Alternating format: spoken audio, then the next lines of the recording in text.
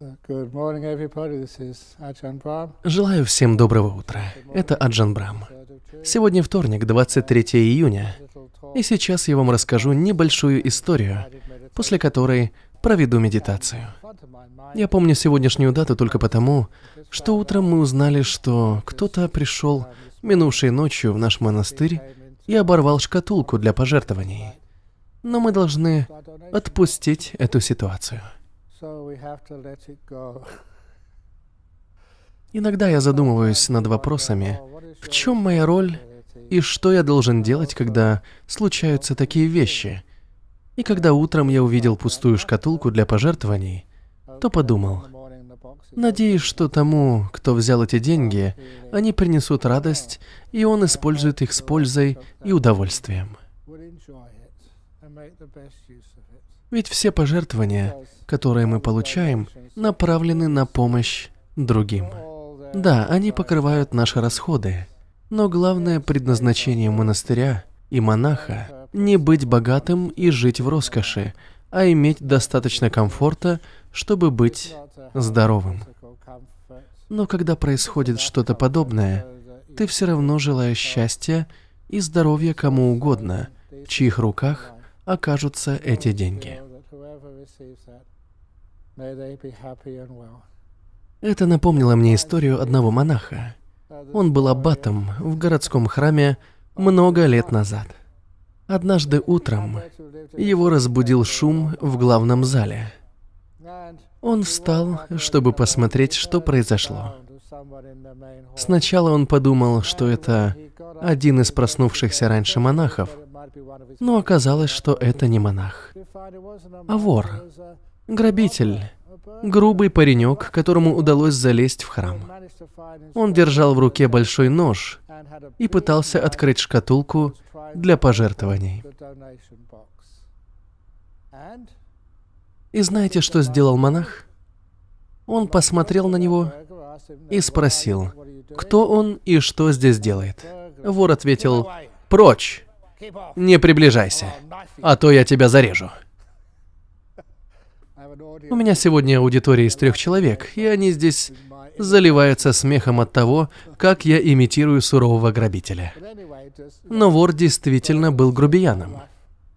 Монах ему сказал: «Если тебе что-то нужно, бери», и полез в карман.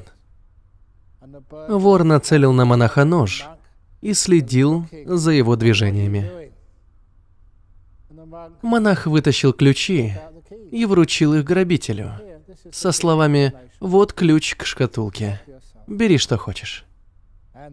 Вор недоверчиво посмотрел на него, взял ключ и открыл шкатулку с деньгами. Монах наблюдал за ним, а потом спросил: «Молодой человек, когда вы в последний раз ели?» На что тот, наполняя карманы деньгами, закричал: «Не твое дело». Монах продолжил: «Посмотрите, там в буфете над копилкой есть немного оставшейся сегодня еды. Можете взять». Вор выкрикнул: «Это какой-то подвох, не правда ли?» Монах ответил: «Нет, угощайтесь, пожалуйста». Грабитель, уже наполнив карманы деньгами, открыл буфет, где действительно было много пищи, и начал наполнять карманы еще и ею. Собираясь уходить, он наставил на монаха острый нож и приказал, чтобы тот не вздумал обращаться в полицию. Монах ответил: «Почему я должен вызвать полицию? Вы ничего не украли, я вам сам все отдал. Ступайте. Хорошего вам дня». И вор ушел. Позже монах сообщил совету монастыря о случившемся. Члены совета были поражены его доброжелательностью. Относиться к людям с добротой — это прекрасно. А тот бедняга, очевидно, действительно был в затруднительном положении. Да, они потеряли деньги, но не так уж и много. Через несколько дней монах заметил в газете, что того воришку поймали во время ограбления дома другого человека, который не оказался таким же дружелюбным. Вора приговорили к 10 годам лишения свободы. Через 10 лет монах был уже гораздо старше, но все еще был настоятелем монастыря. Однажды он снова проснулся рано утром, услышав шум из комнаты, где находится шкатулка для пожертвований. Он пошел посмотреть, что там происходит, и как вы думаете, кого он там увидел?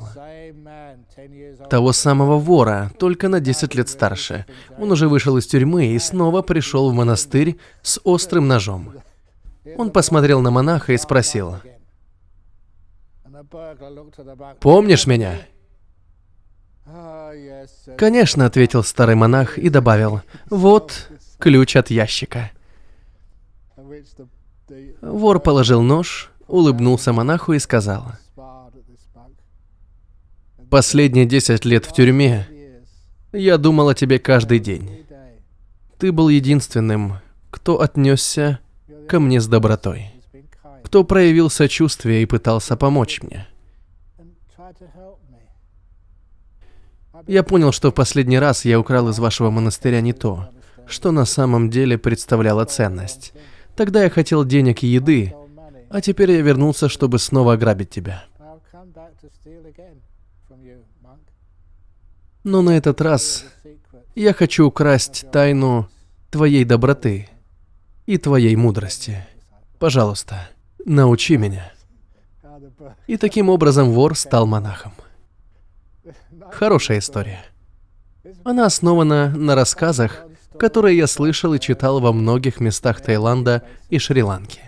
И это прекрасная история о смысле духовной жизни, а также о том, что вместо возмущения из-за потери денег можно пожелать, чтобы человек получил радость от них и научился мудрости и состраданию.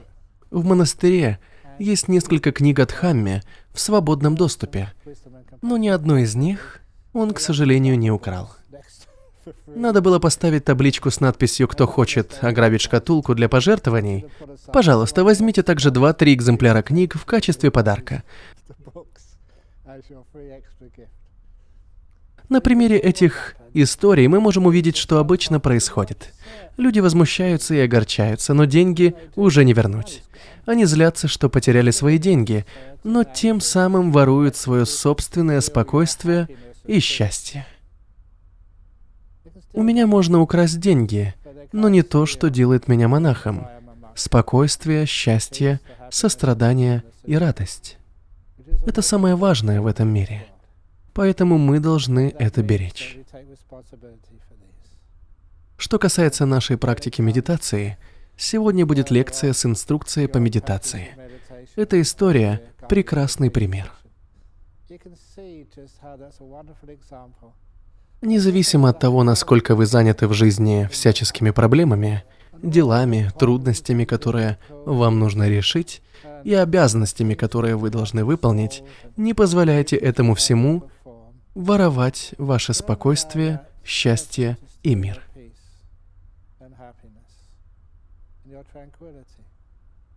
Мы работаем, выполняем свои обязанности, решаем разные вопросы. Но зачем? Я, как старший монах, делаю все это для того, чтобы потом насладиться минутами покоя. Чем лучше я организую свои дела, тем больше спокойных моментов у меня будет. Иногда я закрываюсь в своей пещере, в которой я живу. Сажусь на пол и забываю обо всем мире. Обо всех преступниках, строителях, о погоде и обо всех обязанностях, которые я должен выполнять. Ведь моя главная обязанность — сохранять спокойствие. И если это значит быть дружелюбным к кому-то, то я буду. Конечно, так жить для меня гораздо веселее и, безусловно, очень важно. Итак, шаг за шагом мы учимся отдавать предпочтение нашей духовной жизни, которая всегда должна иметь наивысший приоритет перед материальным миром. Вместо того, чтобы беспокоиться о том, как изменить мир и пытаться все упорядочить согласно своим желаниям, нам нужно поставить свой покой на первое место. Если нужно, мы должны выделить огромное количество времени на то, чтобы все свои дела организовать так, чтобы потом у нас было как можно больше покоя. И мы, как руководители своей жизни, должны добавить в расписание как можно больше спокойных моментов. Кроме того, чем вы старше, тем меньше вам нужно руководить, поэтому у вас есть больше времени на покой и отдых. Если вы сделаете покой вашим приоритетом, вы заметите, что найти его будет гораздо легче. В тихом месте, как этот зал, где я сейчас выступаю, в такой тихой обстановке люди часто достают свои айфоны, посылают сообщения, проверяют, что происходит на бирже, или кто выиграл в футбол, или что-то другое. Они просто нарушают покой. Оставьте это все на потом. Для другого места. И когда вы поймете, что покой — это самая важная вещь в вашей жизни, тогда вы сможете найти для него больше времени. Обычно говорят, что после смерти вы не заберете с собой свое богатство, имущество или даже славу. Но вы можете с собой унести свой покой. Это то, что будет с вами очень долго. Поэтому стоит инвестировать в свое внутреннее спокойствие. Это важно. Вы также, возможно, слышали разные буддийские сравнения, такие как, например, медитируйте, будто у вас горит тюрбан. Мы, конечно, не носим тюрбаны, но подразумевается, что это наш самый большой приоритет. Ведь если ваш тюрбан горит, вы сосредоточите все свое внимание на том, чтобы погасить огонь и избежать ожогов. То же самое касается и медитации. Убедитесь, что вы погасили весь огонь. Огонь желаний, гнева и забот. Потому что они обжигают наше сознание. Вы знаете, что я имею в виду. Многочисленные заботы сжигают наш разум, вызывают стресс и становятся причиной огромного количества психологических и физических проблем со здоровьем. Погасите это пламя и просто будьте. Находите моменты для отдыха, потому что они важны. Научитесь быть дружелюбными, даже если у вас кто-то украдет пожертвования за несколько дней. Будьте добрыми. Будьте хорошими. Именно таким образом вы будете жить подлинной духовной жизнью. И это поможет вам в том, чтобы ваша медитационная практика была успешной и плодотворной. Вы создадите много вещей, которые потом сможете унести с собой навсегда. Итак, сейчас садитесь в медитативную позу.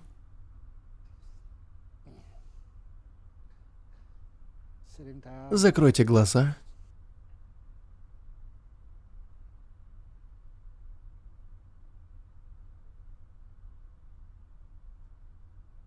И почувствуйте свое тело. Мы должны жить со своим телом. Когда у человека есть спутник жизни, он иногда хорошо ладит с ним, а иногда им нужно сделать перерыв или даже разойтись. Но ваше тело, которое я называю спутником жизни, не может расстаться с вами до самой смерти. Так что заботьтесь о нем. Берегите его. Прекрасно, когда учишься за чем-то ухаживать. Тогда оно становится податливым и приятным. Поэтому я забочусь о своем теле. И, как обычно, я начинаю с ног и спрашиваю, как они себя чувствуют. Ноги, как вы себя чувствуете?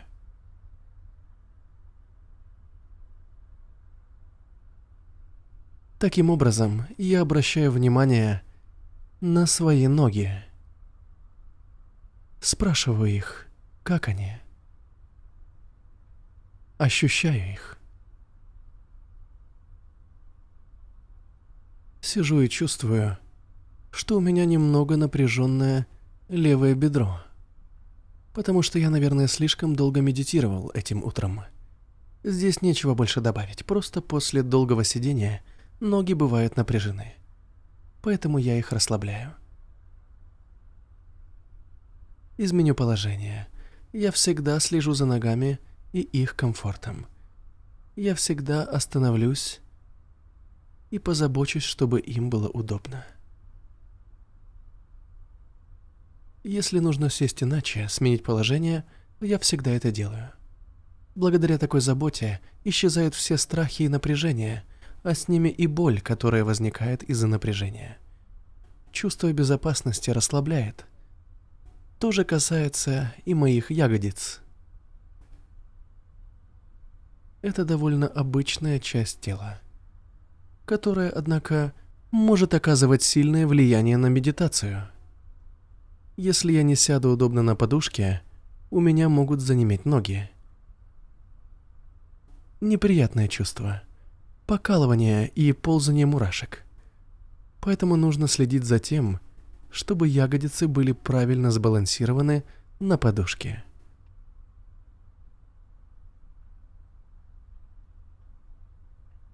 Потом я спрашиваю, как чувствует себя спина. Спину, как обычно, хочется хорошо растянуть, так что я ее должным образом растяну. Я делаю растяжку спины не только для того, чтобы она чувствовала себя хорошо. Я сразу испытываю удовольствие от того, как эндорфины просачиваются в кровоток. Действительно приятное чувство. Сяду так, чтобы спина была в удобном положении.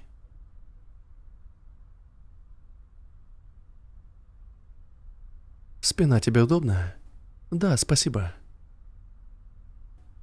Относитесь к частям тела так, словно они самостоятельные существа. Вы знаете их свойства, всяческие особенности и недостатки. Вы можете научиться жить с ними в согласии.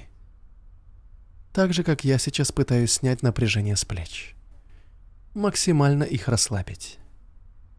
Обращаю внимание на мышцы. Я знаю, когда они в напряженном состоянии, а когда в расслабленном. Знаю, как снять напряжение и расслабить их.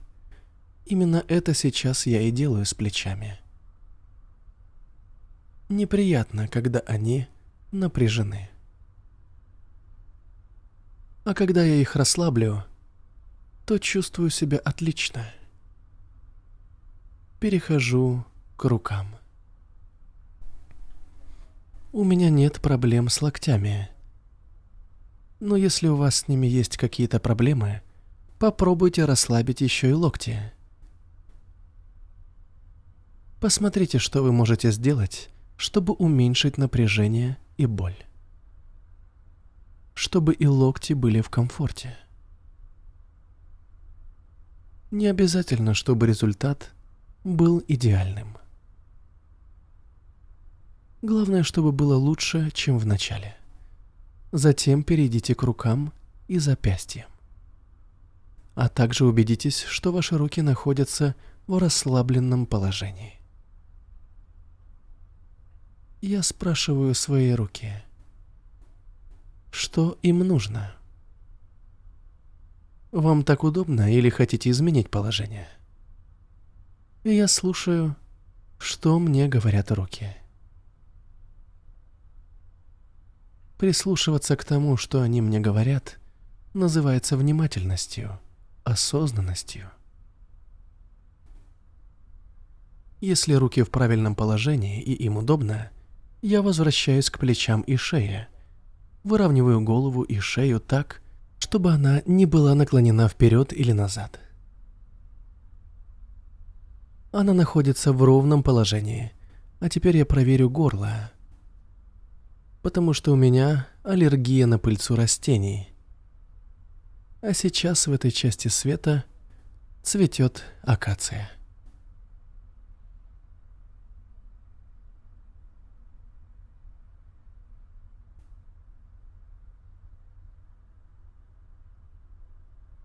Я расслабляю горло, снимаю как можно больше напряжения. Как это сделать? Методом проб и ошибок. Когда я ощущаю раздражение в горле, я пытаюсь выяснить, как его снять. А также учусь замечать, что именно вызывает ухудшение.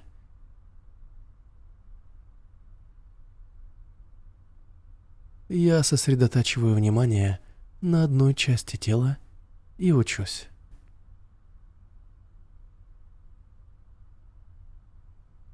Затем я перехожу к лицу, сосредотачиваясь на мышцах вокруг рта и глаз, на лбу и на своем лице. Я знаю, что напряжение вокруг глаз и рта обычно возникает из-за эмоциональной нагрузки. Снимая напряжение вокруг глаз и рта, я одновременно снимаю и вызывающий их стресс.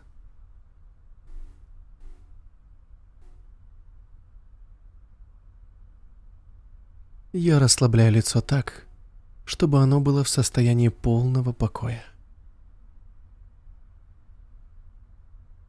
Нигде ничего не тянет. Нет никакого напряжения. Каждая часть расслаблена.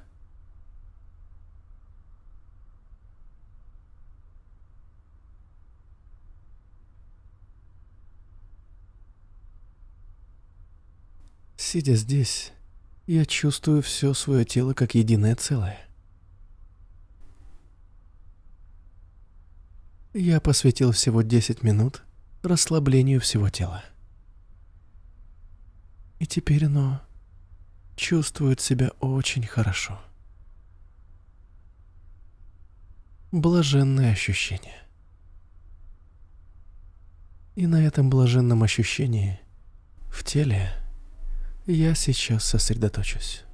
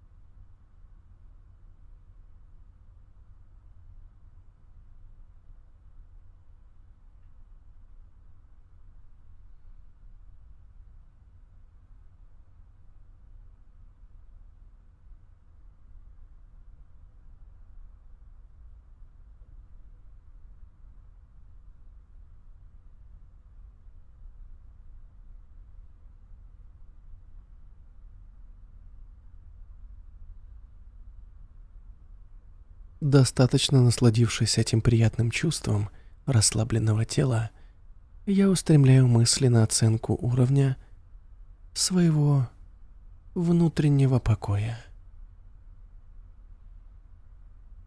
Насколько я спокоен или взволнован?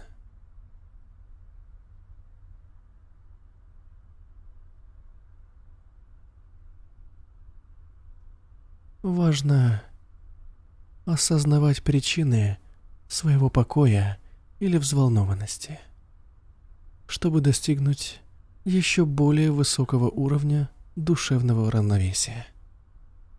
Вы заметите, что когда вы спокойны, разум не желает бродить, потому что ему нравится пребывать в покое.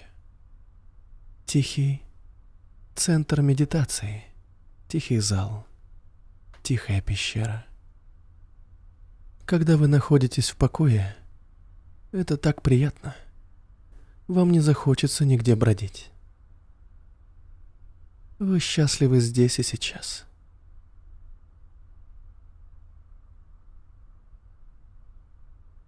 Вы почувствуете удовольствие и счастье, что вы именно здесь. Вы не захотите никуда выходить. Ничего приобретать.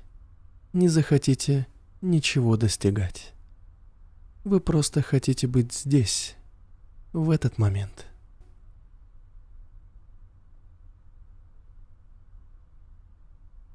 Я считаю, что именно это является причиной того, что разум становится очень спокойным и внимательным. Ведь энергия не тратится на отвлечение. Она сосредоточена в настоящем моменте, в одном месте. Поэтому энергия оживает и стает сильнее.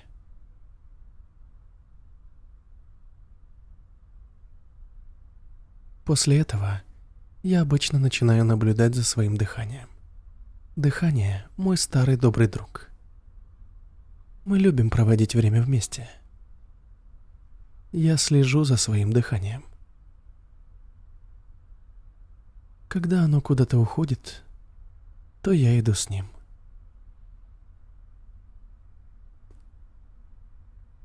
Если дыхание остановится, я тоже остановлюсь.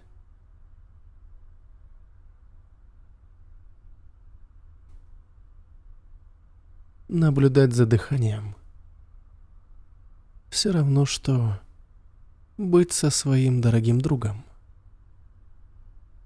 Это приятно. И это чувство помогает мне удерживать прямое внимание на дыхании. Сейчас я буду молчать несколько минут и снова начну говорить в конце медитации.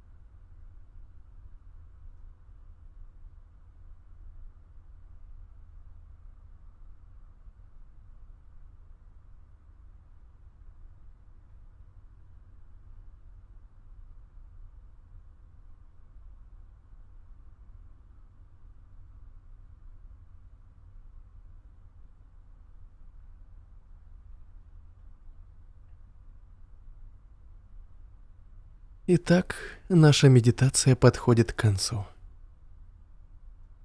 Как вы себя чувствуете? Не торопитесь с выходом из медитации. Возвращайтесь медленно. Ощутите спокойствие и наслаждение от расслабленности, чтобы оценить влияние медитации на ваше здоровье и самочувствие.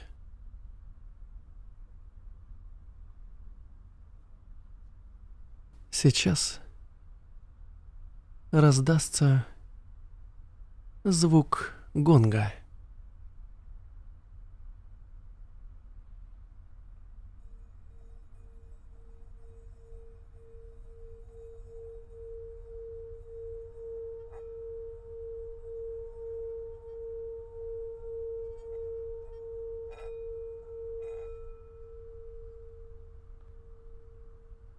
А сейчас у меня для вас благословение, Body a blessing, особенно especially для того грабителя, Nicola который минувшей ночью забрал все пожертвования. last night.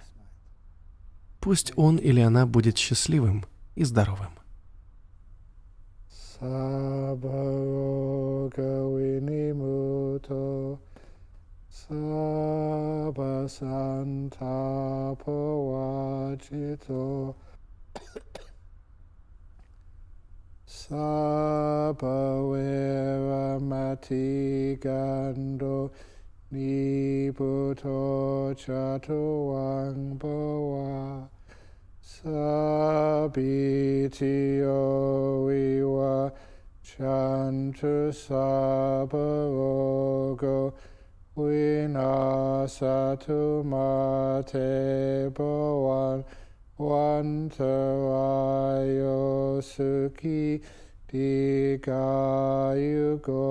Pawa Apiwa Danhasilitsa Nichang Utapachalino Chataro Dhammavatanti Ayuano Sukhang Balang.